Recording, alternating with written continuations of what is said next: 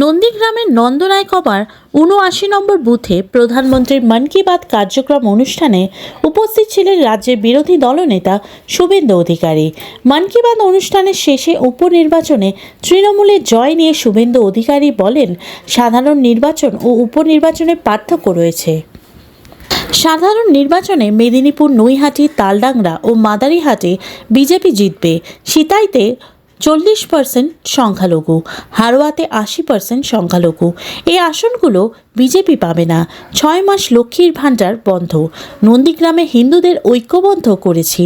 1 কোটি রোহিঙ্গা মুসলিম ঢুকে পশ্চিমবঙ্গের জনবিন্যাস বদলে দিয়েছে।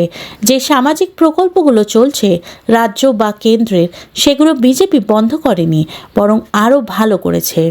আগামী 2026 সালে গণতন্ত্রের প্রতিফলন ঘটাবে। উপনির্বাচনের সাথে এর কোনো মিল নেই। শুভেন্দু আরও বলেন, আমরা বিজেপি করার কারণ মমতা ব্যানার্জির দুর্নীতিবাজ ভাইপোর নেতৃত্বে মানব না বলে। উপনির্বাচনের সঙ্গে সাধারণ নির্বাচনের কোনো সম্পর্ক নেই। প্রথমত, পশ্চিমবাংলায় উপনির্বাচনে ফল সাধারণ নির্বাচনের সঙ্গে মেলে না। উদাহরণ 1, কোচবিহারে উপনির্বাচন হয়েছিল 16 সালে লোকসভার, 4,70,000 ভোটে ওখানে তৎকালীন তৃণমূল প্রার্থী পার্থপ্রতিম রায় জিতেছিলেন। 19-এ ওই কেন্দ্র থেকেই নিশ্চিত প্রামাণিক বিজেপি 70,000 ভোটে জিতেছে। 19 সালে উপনির্বাচনে খড়গপুর এবং কালিয়াগঞ্জ, যেখানে লোকসভায় বিজেপির লিড ছিল, একটা 40,000, একটা 56,000, দুটো কেন্দ্র থেকেই তৃণমূল জিতেছিল। খড়গপুর থেকে প্রদীপ সরকার 20,000 ভোটে, কালিয়াগঞ্জ থেকে তপনদেব সিং 2200 ভোটে।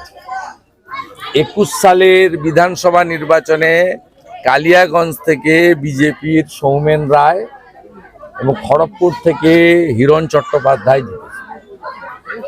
আপনি আমার নাম করে লিখে রাখুন, সাধারণ নির্বাচনে নৈহাটি, মেদিনীপুর, তালডাংরা এবং মাদারিহাট বিজেপি জিতবে।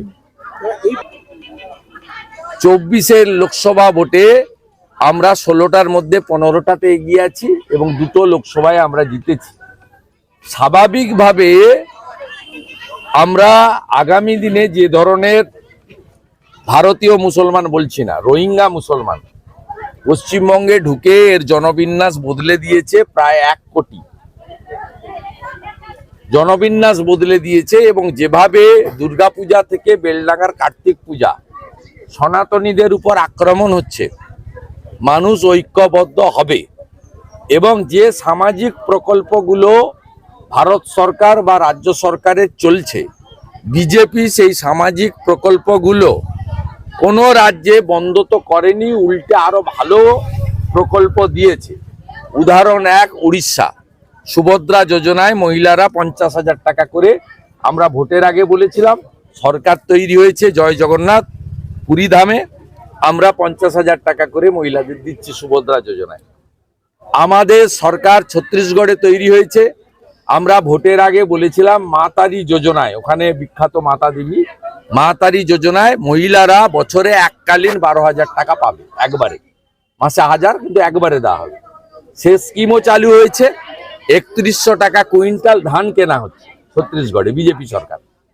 আমরা রাজস্থানে বলেছিলাম 500 টাকায় গ্যাস দেব, ভজনলাল শর্মার সরকার 500 টাকায় গ্যাস দিচ্ছে। 25 লক্ষ টাকা পর্যন্ত আয়ুষ্মান ভারতের সঙ্গে মিলে 25 লক্ষ টাকা পর্যন্ত চিকিৎসা ফ্রি দিচ্ছে। মানুষ দেখতে পাচ্ছে যে বিজেপি যেখানে কথা দিয়েছে, কথা রেখেছে। যোগীজি 2টো করে গ্যাস সিলিন্ডার ফ্রি দিচ্ছেন বছরে, দেওয়ালির দিন একটা, রাখি পূর্ণিমার দিন একটা।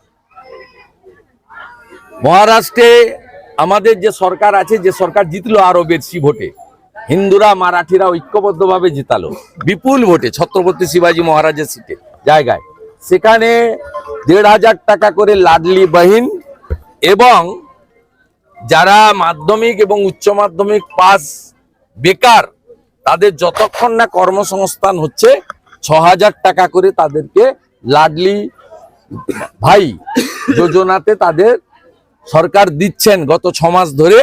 মানুষ সেটা দেখেছে।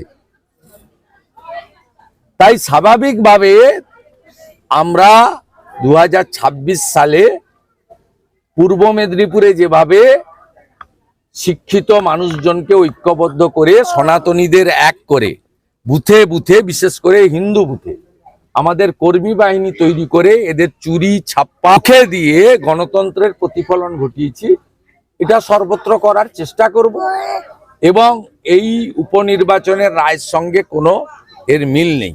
19-এ খড়গপুর কালিয়াগঞ্জে বাই ইলেকশনে টিএমসি জিতেছিল, কিন্তু 21 সালে দুটো সিটেই বিজেপি জিতেছে।